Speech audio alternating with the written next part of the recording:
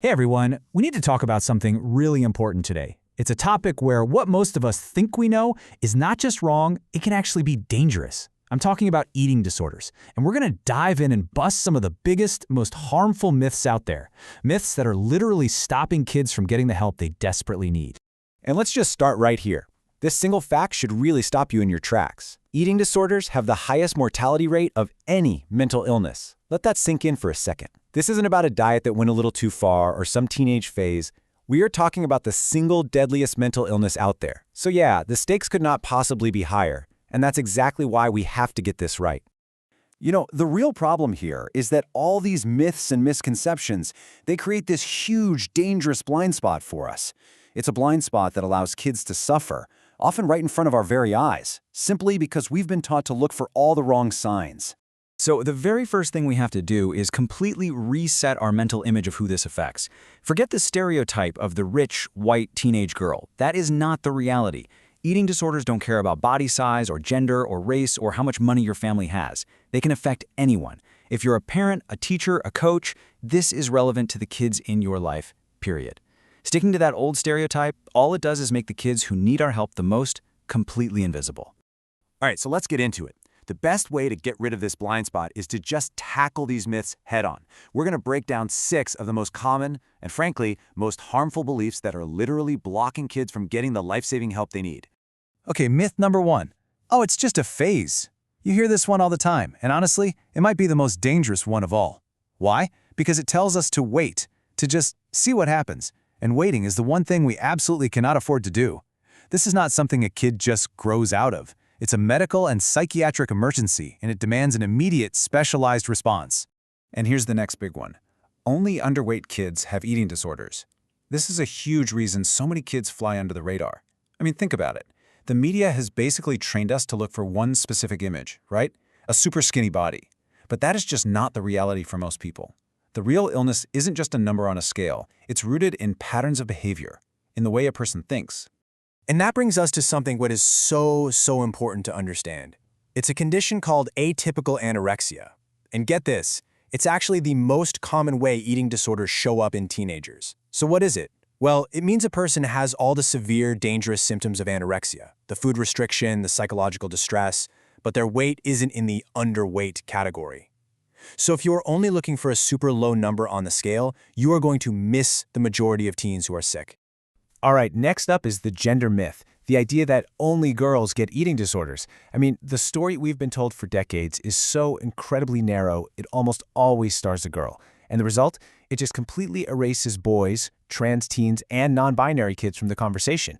And if you're not in the conversation, you're sure not getting diagnosed or getting the care you need. And just look at this stat. 1 in every 3 people with an eating disorder is male. 1 in 3. That's not some tiny minority. It's a huge group of people who are suffering largely in silence because of our own blind spots.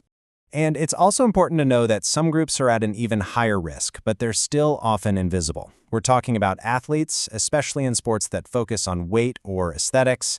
Think wrestling, dance, gymnastics.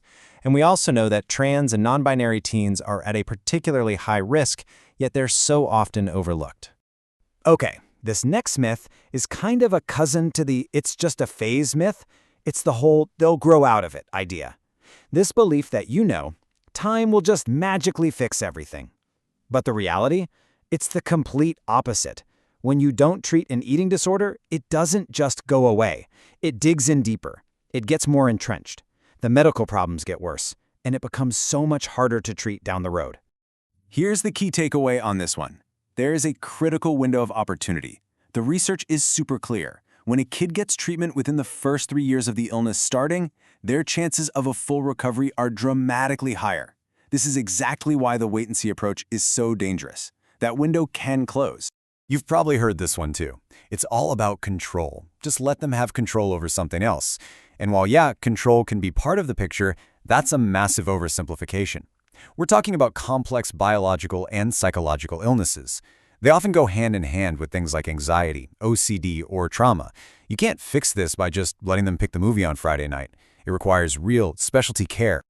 Okay, last myth, and this one is huge because it's rooted in fear.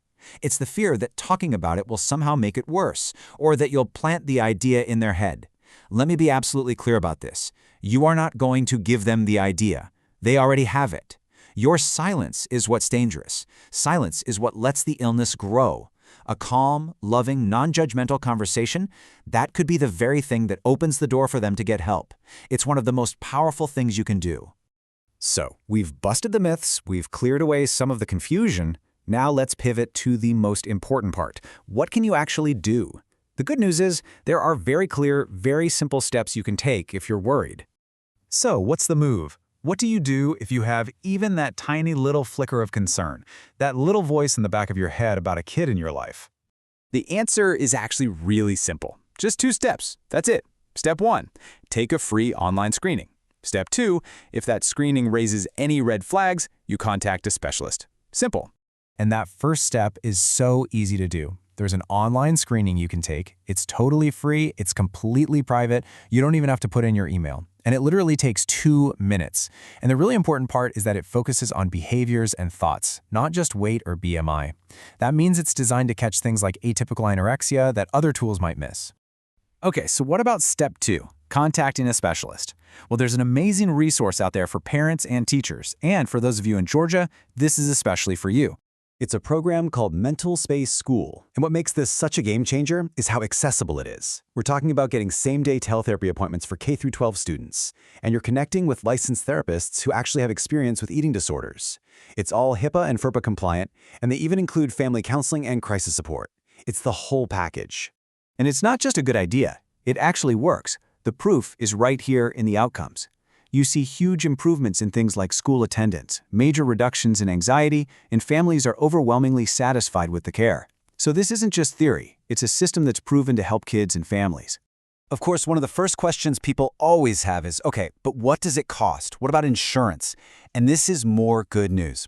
MentalSpace School is all about access. They take a massive range of insurance plans, pretty much all the major ones, and this is huge, they accept all forms of Medicaid. That means for many families, this critical care can be available for literally $0. So I really want to leave you with this. If there's one thing you take away from our time together today, let it be this. If you have any concern at all, please do not wait. When it comes to eating disorders, acting early isn't just a little bit better, it's everything. It can literally change the entire course of a child's life.